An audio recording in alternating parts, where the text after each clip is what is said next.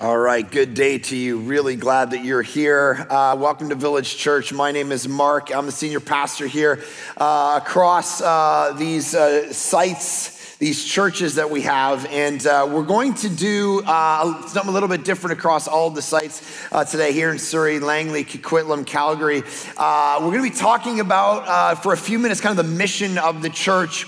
We constantly talk about this, but it's important to come back to the why. Simon Sinek talked about the idea of starting with why we wake up. What is the big why behind what we do as a church? And then get a little bit into the weeds of the what and the how, the mechanics, the granular realities of what we do as a church. So we do this a few times a year. We kind of stop and say, okay, what is Village Church? Because we've grown as a church even over the last year by hundreds and hundreds of people. And so the reality is, some of you, this will be new information to you, meaning kind of what we do. But also, for some of you, it's just a good reminder to understand, what are we actually doing? What's the point of all of this? Why do we gather? Why do we give? Why do we serve? Why do we scatter?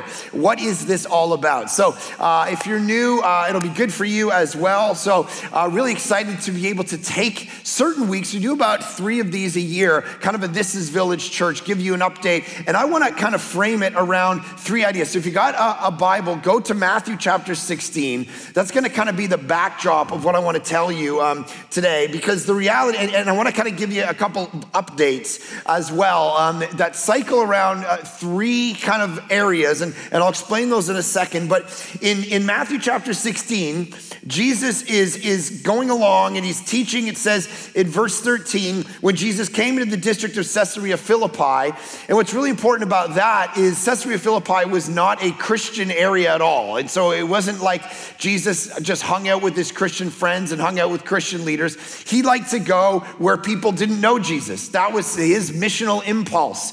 And that's what we want to do. We want to be a church that always has in front of us the missional impulse to do the risky things, to go to the places. Caesarea Philippi was full of pagans, full of people who didn't know anything really about Judaism, certainly weren't believers in Jesus. And Jesus wasn't afraid to take risks, stop hanging out with just Christian people, and actually move to a place of risk and to say, okay, I'm on mission. I want to actually reach people that don't know the God of the universe yet, so I have to go to the places where they're not. And so we constantly live in this tension as Christians and in life, even as a church. How much time do you spend hanging out together, inwardly focused, and how much time do you actually have an impulse toward people like the Caesarea Philippis of the world, the people who don't know Jesus yet? If you've been around for any time, I've told you the story. I think it captures it well of when I first started coming to the church. The guy, he was telling me we should be all part of a Christian, league, a sports league, and we should just reach Christian people. But then there'd be the witness player, the one non-Christian person that would come on that team, and that person knew totally who he was. And so when he swore massively and threw down an F-bomb, and everyone kind of went, he's like, "Don't worry, I'm the witness player." All right, he kind of knew his own identity within that context. And that's what we tend to do within Christianity. We tend to create subcultures where we feel really safe and we invite people into those. Jesus was the one who went to Caesarea Philippi. It says he went to the people who didn't know anything about him to tell him. And then he asked his disciples, "Who do people say that I am?" And then they say, "You are the Christ, the Son of the living God." Verse 16, he has this kind of gospel-centered reality. And so when we started our church, we're like, what are we going to actually do? There's a bunch of us sitting around, 16 people in my townhouse in 2009. We're like, what are we going to prioritize around? And so we said, well, first and foremost, we got to prioritize around the gospel, the person and work of Jesus, that he is the Son of the living God. He is the Christ. He's the Messiah. He's the one that atoned. And anything that our church is going to be about, it's going to be about that. That's the reality. And so we centered ourselves around the gospel because the gospel is the only thing that has power to change your life. The gospel is the only thing that's going to change a guy like, you heard Jeff's story. The only thing that's going to change a guy like Jeff's story is, yes, being told that he's a mess and a disaster and sinful. But once you start to understand your own sin, then you begin to fly to Christ. You begin to understand why Jesus is necessary. And so we centered ourselves around the gospel. And then we centered ourselves around community. Verse 18, Jesus says, "I tell you, you're Peter, and on this rock I will build my church." The idea that this is not just about you as an individual. I was talking, somebody came in this week to do counseling, and she was telling me about the fact that her husband was struggling with having authority in his life at all, and had left his family and kind of left people behind a little bit, and kind of was off on his own trying to figure himself out and do his own things. And he didn't necessarily want to submit himself into any kind of community. And the reality is that happens because we get this weird modernistic, post-enlightenment, individualization version of Christianity that has nothing to do with the New Testament. The New Testament is always communal. It's always body, family, images where we are actually come together as a community of people. There's no such thing as Christianity lived all by yourself as an individual with no kind of authority in your life, nobody speaking into your life. That's not a thing. And so we said, okay, we're going to prioritize the gospel, make it about Jesus. We also have to make it about community. We have to make it about the fact that this is a body that comes together, serves one another, loves one another, walks with one another, disciples one another, does church discipline on one another, calls one another out, gives together, all of those things. So we always knew it was going to be about community. And then the third thing was culture. Jesus says the gates of hell shall not prevail against it. That's the reality. The gates of hell shall not prevail against it. Our big why is to go actually and fight the realities of evil in the world. We're not just sitting around. Here's what you've got to understand about Village Church. We love the gospel, we love community, but we love mission that goes out and says the gates of hell will not win in these cities that we're a part of. They're not going to win in your life. They're not going to win in your family's life. Our job collectively is to go after. Gates is a defensive mechanism. It's an image of defense. And Jesus says we are to go toward the gates on mission in our life with our money and our time and our energy and our gifting to actually accomplish the mission that he's called us to. That is the world that we've been called to. That's the mission. That's our why as a church. We will not settle for being a church unto nothing. And here's what's really important about that. I was out with a guy a couple weeks ago, and he was on the phone with his family, and I heard him talking about something. He made this very interesting distinction. He said, he's talking about like his aunt or something, and he said, yeah, I know, that's because she's part of a fellowship, not a church. And I was like, very interesting distinction. So he got off the phone, I said, what'd you mean by that? And he said, well, my aunt, she's part of this church, but all they do is they exist for each other. So they hang out, they just get together. They have no impulse to reach unchurched people. They have no impulse to actually be on mission. They don't spend any time, money, energy, people trying to reach anybody at all. They're kind of they love just coming together and being the church. And he said, I don't think that's a church, that's a fellowship. And there's a difference between a fellowship and a church. And some of you have literally, maybe even for a time of your life, have been part of a fellowship versus a church, because there's certain things that actually you have to, requirements to be called a church. And one of them is mission. One of them is that you actually are living, that this group of people individually and collectively are actually living on mission to reach people who are far from Jesus. Because the reason we do what we do is not so that you have more friends. It's because every day people die and go to hell. Like my father, who passed away when I was 15 years old and to my knowledge didn't know Jesus. You want to know our big why? To go reach people like him.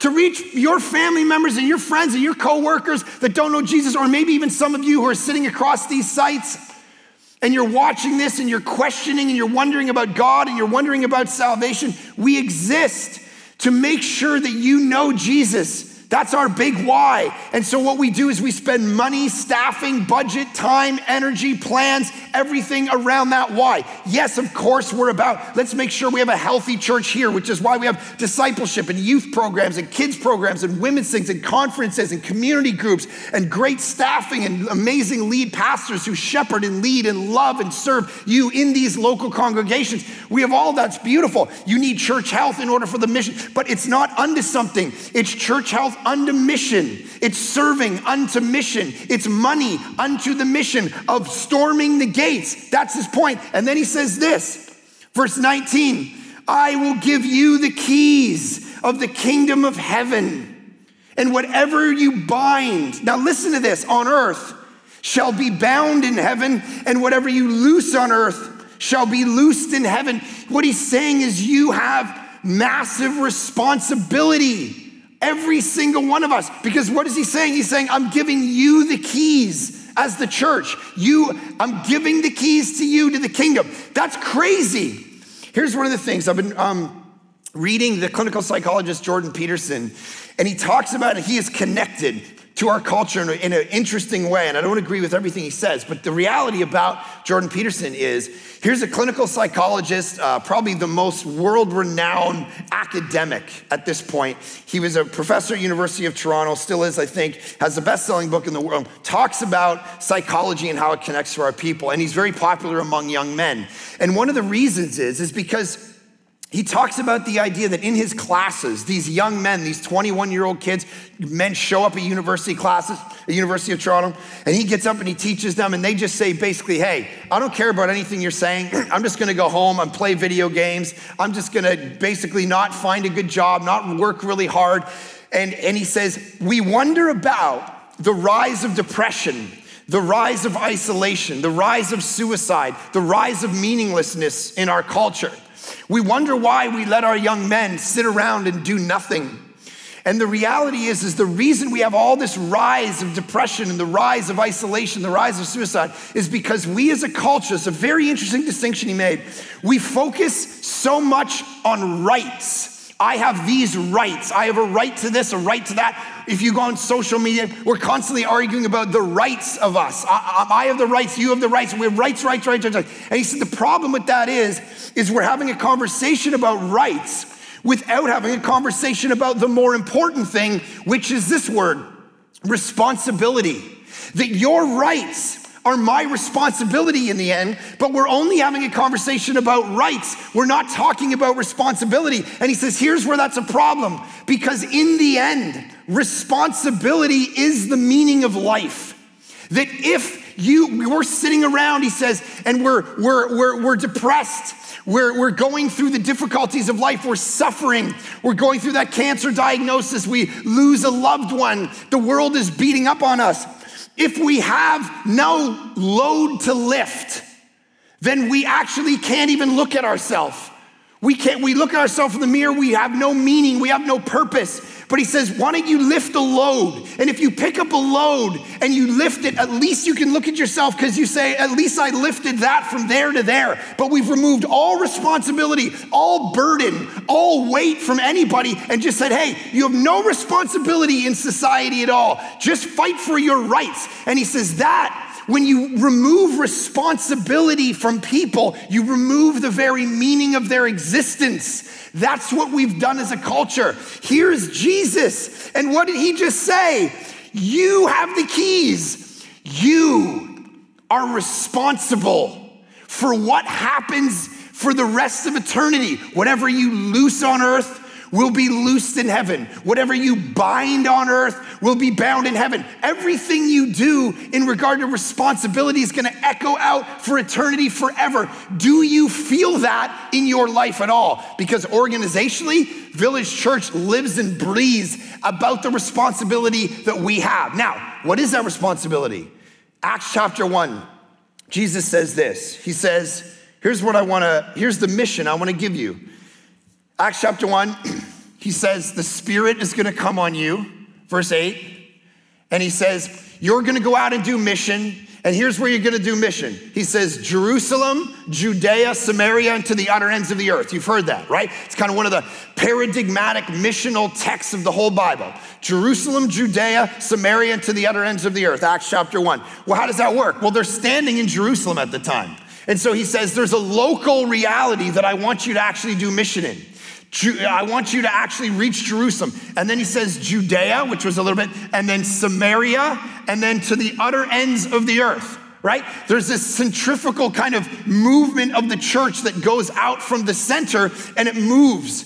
Now, the way that we think about that is we want to actually function as people who know we have a local and a national and a global mission. That's the reality. That's moving it from here. So we got a local mission, then we have a national mission, and then we have a global mission. Things that Jesus has said, do well locally, and then I want you to go out and do well nationally, and then I want you to actually go and do well in the context of the global scenario. So I wanna talk about these three things: local, national, global, and give you updates on kind of hone into one granular example on each of those three things.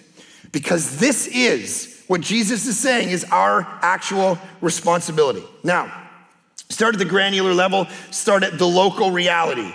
Our local reality is we started a church years ago, almost 10 years ago now. 2009, we started gathering. 2010, we started in South Surrey.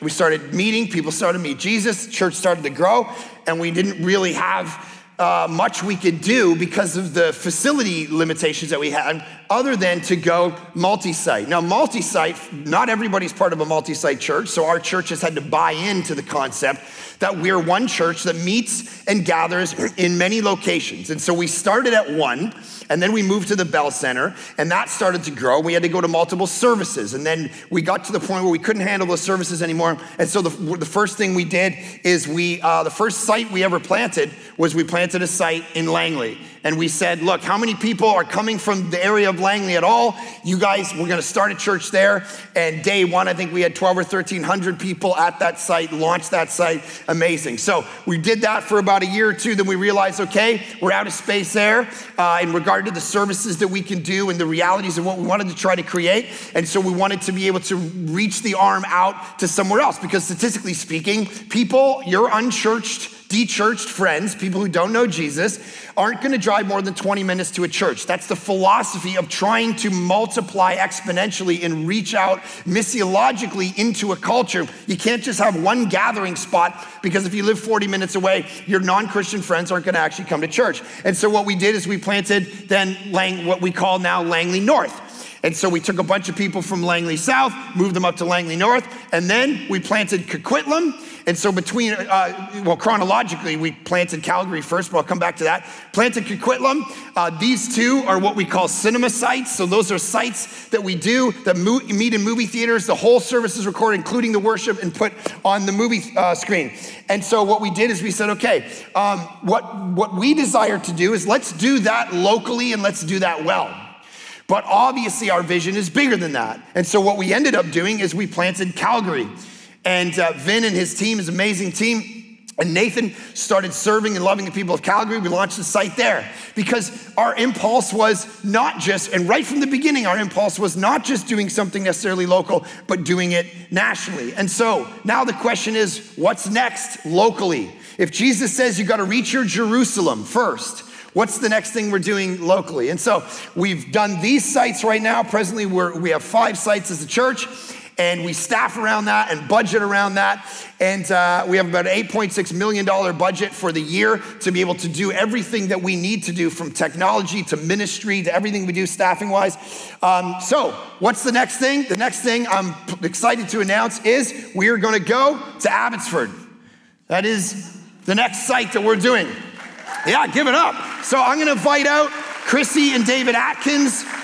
Chrissy and David are our pastors for this site in Abbotsford. We're really excited that you guys are doing this. Come on out, they'll welcome you. Go stand over there. Move over, I gotta get in the light.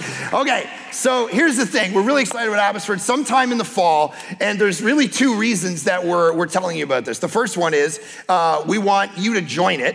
To become part of it. Depending on which site you actually attend, you'll actually join this. So even people from Surrey, people from Coquitlam, people from Langley, whatever, you might come from Abbotsford or somewhere in that area where you could actually get part of their core team and launch this church sometime in the fall. We're not sure exactly when yet. It's an amazing venue that we have at High Street. So the High Street Theater, tons of stuff around. You can see it right off the highway. Literally hundreds of thousands of people drive by it every week. Right from the highway, you can see it right on the hill. And it's a great venue, a great theater. And so really what happens is these movie theaters at this point get in touch with us and say, do you want to open a site here? Because strategically for us, church planting is much cheaper when you do it in the cinema site model, because you can exponentially grow with the classic church plant costs about $300,000 or $400,000 to do. You need music people, you need equipment, you need all those things. We eliminate all of that because we use video worship, video preaching, and then we use these theaters. You don't need seats and lights lights and projectors and so on. So it's an amazing philosophy, and it served us well methodologically to this point. So they get in touch with us, and they're like, hey, this theater's open. Do you guys want it? And so the first question we always ask is, well, we need a leader, not just a location, we need a leader. And so we just kind of said, well, I guess David will do. So we just kind of scrounged him up from the basement. I'm just kidding. He's been an amazing community director for a community group director for us. Even though he's from the UK, I can half understand what he's saying sometimes. Anyways, why don't you guys tell us? I'm super excited. You guys are going to do awesome. You're so loving and lovable for people. I don't think you're going to have any problem with people following you. Tell us a little bit about why you agreed to this. Okay, planting in Abbotsford, you guys as a couple shepherding and leading this thing. Why did you agree to this? I just think it's an amazing opportunity. Talk to them. Yeah, I mean... amazing opportunity. Getting into the rest of the interview like this. Yeah. All right, cheerio. Yeah, cheerio, very good, very good. Lipsum. I'm not from Australia. Okay. Right, you're from Aussie, Melbourne. Okay, so, if you actually look around that area and explore a bit, you've got Mission on one side with 40,000 people. You've got Abbotsford itself proper with 150,000 people. You've got Chilliwack with 85,000 people. And you've got Aldergrove with 13,000 people. That's over 300,000 people. Okay, and of that, there's thousands and thousands and thousands of unsaved people. People that don't know Jesus. That's our opportunity. That's the phenomenal opportunity at that end of the valley. Where did you get the because you guys are very evangelistic. You love hanging out with people who don't know Jesus yet. It's always been kind of, where did that come from? What's your history? How did you end up in Canada? Like, what were you doing before then in the UK? We were part of a movement called New Frontiers, very, very similar to the Set Up Village. Mm-hmm. And actually, it's weird because we're based here on the ocean, and New Frontiers started with a group of 3 or 4 churches right by the ocean, right. On the southeast coast of England. And it started to build a region. God started to speak. The Holy Spirit started to move. Yeah. And the idea was to church plant. 40 years later, 1,900 churches through East England, the middle, the top, even Scotland, Ireland, Wales, across Europe and across the world. So, amazing. Yeah. And then you ended up out in Canada when? Well, we came out here 2006, yeah. Right, okay. Yeah. So, Christy, tell us about your heart in this thing. Well, we're really excited just to get the love of Jesus, the hope of the gospel, to people that haven't heard that love and haven't experienced that hope. And I think it's very important from the movement we've come through. It's we've always had in our DNA this kind of heartbeat of God to build the church, seek the lost. Build the church, seek the lost. That heartbeat. Yeah. And I think it's really important for us to build that through community, through alphas, and we belong to a community group in Mission. Yeah, you guys live in Mission, right? Yeah. So we belong to a community group there, and it's been really great because we've got like 2 wonderful hairdressers that are gossiping the gospel, and it's like this is where it's really important. Do hairdressers gossip? The gospel. Yeah. Yes, I didn't know they gossiped. It's really good. Gossip the gospel, and then you look in the community group. And you go, okay, where are the prayers? Where are the intercessors? And it's like you can see this whole body ministry that you were talking about. Yeah. That we're not on our own on this mission. We're actually together. And it's not a scary thing. When you've experienced the love of Jesus, you just want to take it out there. And we're doing it together. Yeah, and we're praying together. And community groups is the one way you can get that heartbeat going through the site. So what's the action point for these guys? What do you want them to do? Oh, number 1 is to pray for us. Number 2 is to, if God is moving upon your heart, because often from the background that we're in, people move city, they've moved town, they've moved job to do something new because God is on the move and He's in it. Yeah. And so if your heart turns toward that, please talk to us. Yeah. We'd love that. There'll be stuff on the website a bit later, I imagine. Yep. So check that out as well. But the first step is thinking about that core team. Praying about that for us and establishing that. Awesome. Okay, give them a hand, guys. We're excited. Village Church Abbotsford.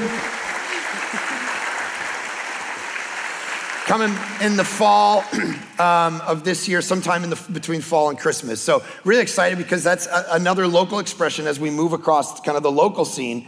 All right, so that's local. That's the Jerusalem. That's figuring out, okay, how do we reach as many? So we have these 4 local sites, soon to be 5 local sites, and then Calgary would be kind of our first step along the national vision of what we want to try to do. And so here we have kind of this local reality, but then you've got Canada as a whole. So you've got these, 4 soon to be 5 sites locally. Then you have Calgary. So now we go, okay, Jesus didn't tell us to just do ministry in regard to the local scene, but we got to do ministry in regard to the national scene. Okay, so we have Canada. We have this country. We can't just sit around and be okay unto ourselves. We got to say, what are we going to do?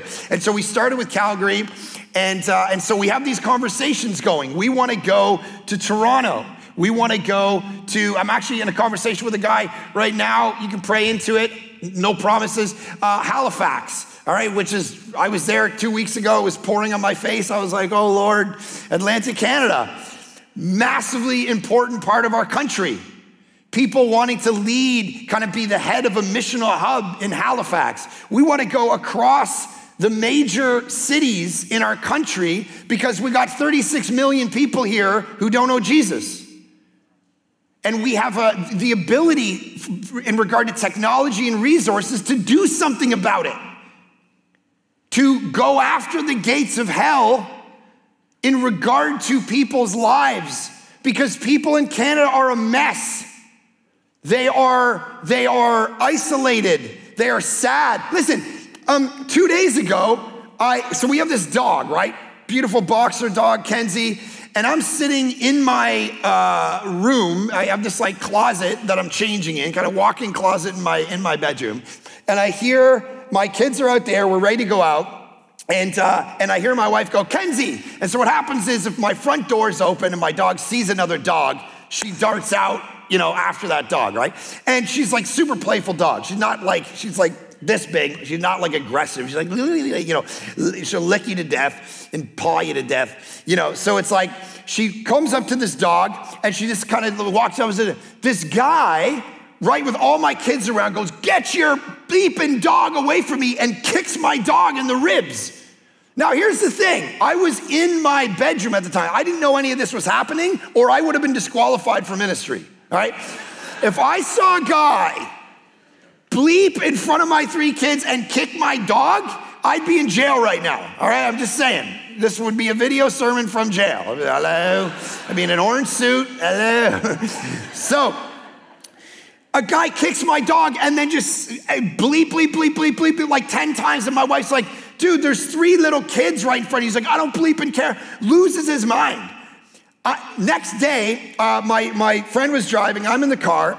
And he's in this lane kind of driving, and there's someone comes up behind us. There's a bunch of cars right in front of us. This is on 99, coming up, trying to get, and he's flashes lights. There was a whole bunch of cars. We couldn't go anywhere. So finally we kind of move, and then he goes around, he comes back, and then we move over. 5 minutes later, he drives by, he's looking at us, giving us the middle finger. I'm like, what is wrong with people? My basic default setting is half of this country is just a disaster. Who's kicking dogs and throwing middle fingers up at nothing? Are people this angry? This is why we exist. People are this angry. They're this alone. They have no meaning. They have nothing to live for. They have nothing to die for, right? 36 million people, and we're sitting here messing around, not caring about them. Do you know, years ago, there was a video I saw in the 60s or the 70s where Billy Graham is being interviewed. And he's saying, how do you think the world's gonna change? How do you think we'll actually be able to impact the world? And he said, I had a prophetic vision. And the prophetic vision is the world will be touched and changed when Canada reignites. When Canada has a renewal and a revival because of the gospel, it will impact the world. That's what I believe, and that's what we're set to do. That's what we're giving our money and our time and our lives for. And so, Canada, big vision, part of what we want to do. All right, so we have the local and we have the national vision and the national mission. Now, finally, the global mission. What is that about? Well, we've done a lot of things over the years. We send a lot of missionaries out. We support a lot of organizations that help with disaster relief, sex trafficking. We're in tons of countries. We have missionaries everywhere because we always believed that, that this was going to be more than just us kind of sitting around locally, being a church. So even when we were 100 people, we're like, how do we raise money to send it out? And so over the years, we've supported the Dalit ministry of people in India, International Justice Mission that helps with sex trafficking across the world. We're in Guatemala, Nepal. I mean, we're in so many places. We help church planters in Ethiopia. We help people set girls free. I had a report the other day of a mission organization we report. 12-year-old girl and her friends caught in sex trafficking, brought her out of it. So what is it to update you on in regard to the global thing? Well, for us right now, we're honing in on Uganda. Uganda, this amazing place. My family and I got to go there a couple months ago and visit this amazing ministry where you have all of these orphans. The average age of Uganda is 35 years old because everyone dies of HIV/AIDS. Everybody, you just see kids running around. The reality is when it comes to helping a plight like that, where HIV and AIDS ravage generations, where literally we're going into these houses and they're totally decrepit, they're falling apart, they're a disaster. One house that we went to, there was literally, so these houses that they live in are falling apart, they're burning, they're sagging, there's like, they put them up with little mud things. And they're small. Each of these houses is the average size of a children's bedroom in Canada. I was there with a construction worker and he said, yeah, the exact size of this house that 9 children are in, plus their mom, plus their grandma, because their father's already died of AIDS, is the size of the average children's bedroom in Canada. And so 9 people living in it, bathrooms in the corner, you can't even imagine. Like the poverty was worse than I thought. It was literally like just wearing little t-shirts, no clothes, sitting around, no water, nothing. They walk 2 hours for water. The poverty. Now, what we tend to do is say, well, let's just, throw money at it and be done with it. CoWash doesn't do that. CoWash is a ministry that actually says, how do we teach, not just give a fish, but how do we teach a person to fish? And so it's through education. 1,500 kids are in their school.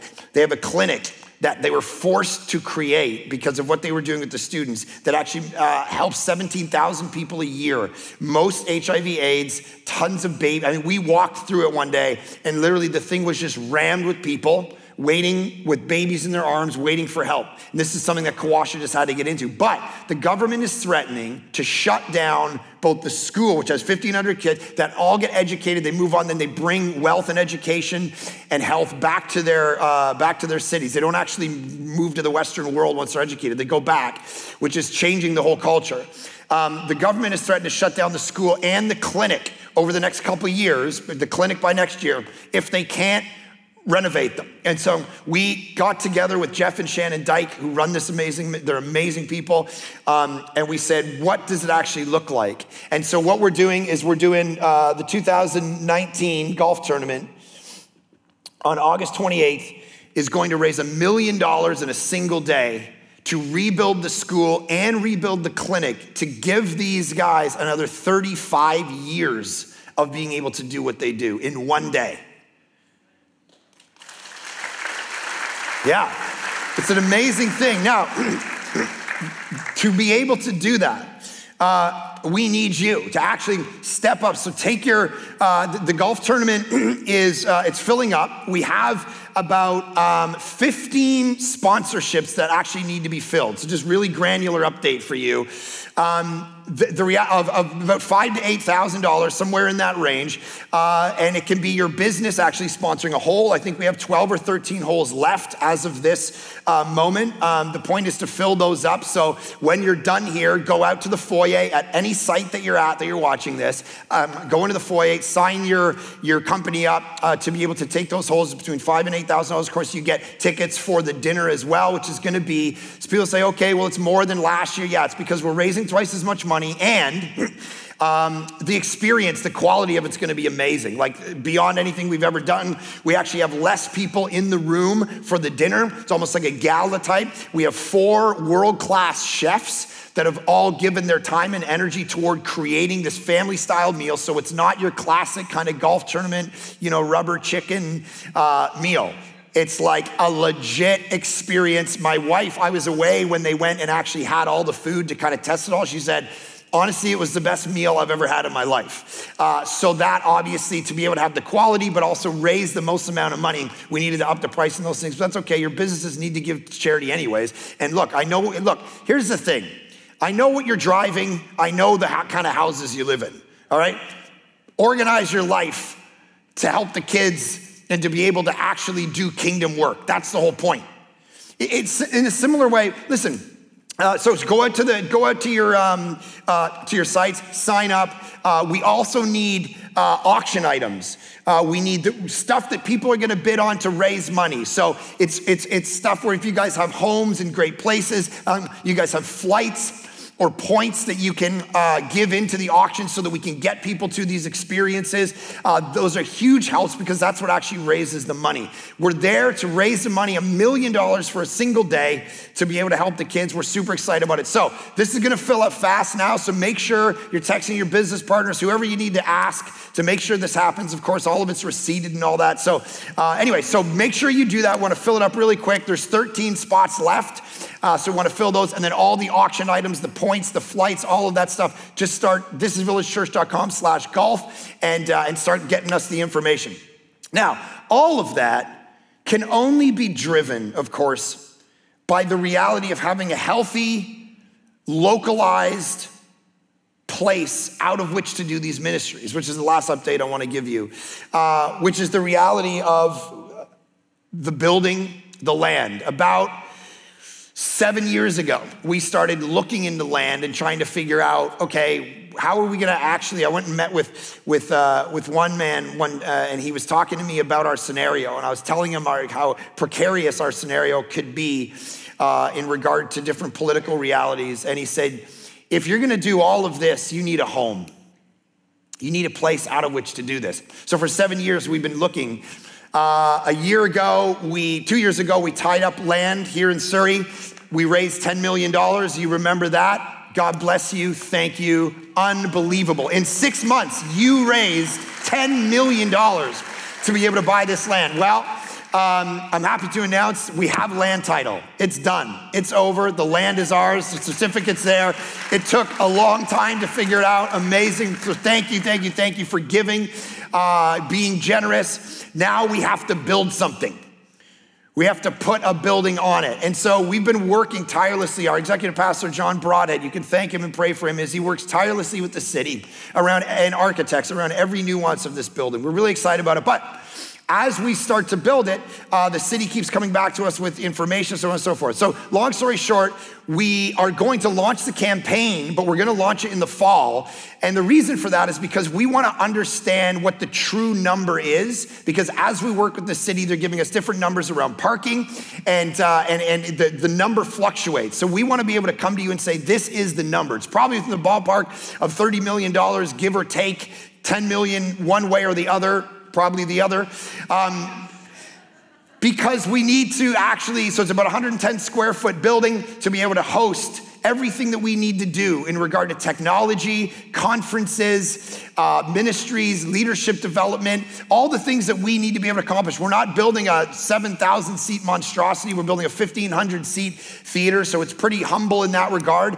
It's pretty pragmatic around what it's trying to do. But that kind of footprint, of course, creates, hey, you got to do this with parking and you got to do this, which obviously gets expensive. So John is working tirelessly to try to get that number down so that we become the best stewards of your money, my money, the money that is going to come in through this campaign. So, of course, there's costs that are already happening, and so you can give at any moment to that because there's architect costs and lawyer, all of these costs actually are happening.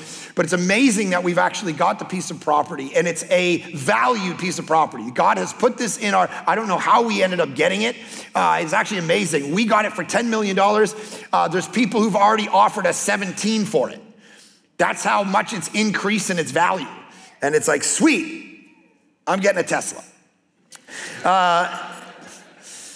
The reality is there's no place to go. So we've got it, and it's a strategic place, and we're not gonna let go of it.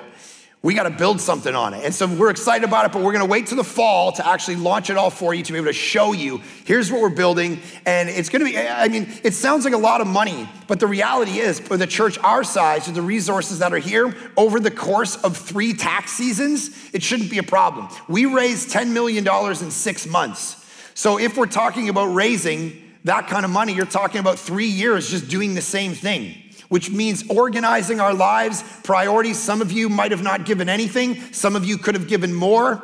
Some of you need to sit down and look at your budget, as my family is, and saying, how do we actually fund this thing? Because this is legacy stuff. This is generational stuff. This is storming the gates of hell here for the next 30 or 40 years. When I go to Bayside in Sacramento and I see their building and the things they can do with youth ministry and kids and conferences, and you wonder why I go down there so often. It's like every 4 weeks they're having a leadership conference, an apologetics conference, a women's conference. I don't speak at those, but whatever. They're able to actually take ministry, pour into people in ways that we just can't. We're limited. But we need a headquarters to actually accomplish the vision that God has for us. So I leave all that with you as an update, but also a theological call. Because here's where all this is rooted. Why do we do any of this? 2 reasons. It's rooted in 2 things. First, God's nature. He's a missional God. Read the Gospel of John. Over 30 times, Jesus says, I was sent. I was sent. I was sent. This is a missionary God who moves. He actually comes down and enters in so that he can save, reach, change, transform. That's our calling, to take the depressed and the people who are in emotional prisons and captive and give them something to live for. That's why we're here. And then secondly, it's rooted not only in God's nature, but in God's action in the cross. Jesus came, he took the wrath of God on himself. He died for the sin of the world. He rose again to empower you. That's what Acts 1's about. The Spirit's gonna come on you, not to sit around and do nothing. Not to sit around and make sure you get more square footage. Not to sit around and make sure you redo the kitchen. All those are great. He comes on you to reach Jerusalem, Judea, Samaria, and the utter ends of the earth. And when you stand before him in the end, that's what he's gonna ask you. He already told you that in the text. He told you, here's what I'm gonna evaluate you on. Individually, yes, but what I've given you today is how we're dealing with it collectively, corporately, as a body. So Father, I pray that this calling, these updates, this information, being rooted in you and the cross, would actually change us on the spot. It would help us to clarify why we give, why we gather, why you've gifted us, why are we even here? Why do we wake up in the morning? Let us feel the responsibility of you handing us the keys and saying, what you do now is what heaven is defined by, is what hell is defined by. The mission, your life, what you do with everything about yourself. I'm giving you the keys. So I pray that we steward those well in the moment that you've given us. And we do it with joy. Seeing these stories, hearing about life transformation, seeing people move from anger, defined by anger and pain and isolation and loneliness and meaninglessness, and seeing their life come alive by the glory of the gospel and what Jesus has done, and then having an actual load to carry, a task, a responsibility. He certainly came into my life and did that, and I pray that happens across all of our sites. Anyone listening to this, even online, they would feel the Holy Spirit speak, help them understand their responsibility in this, and to rise to it with joy and understanding you're the one who's gonna take it and do something amazing with it. We thank you for your grace, your generosity to us. I pray that that makes us more generous than we'd ever could have imagined. In Jesus' great name we pray. Amen.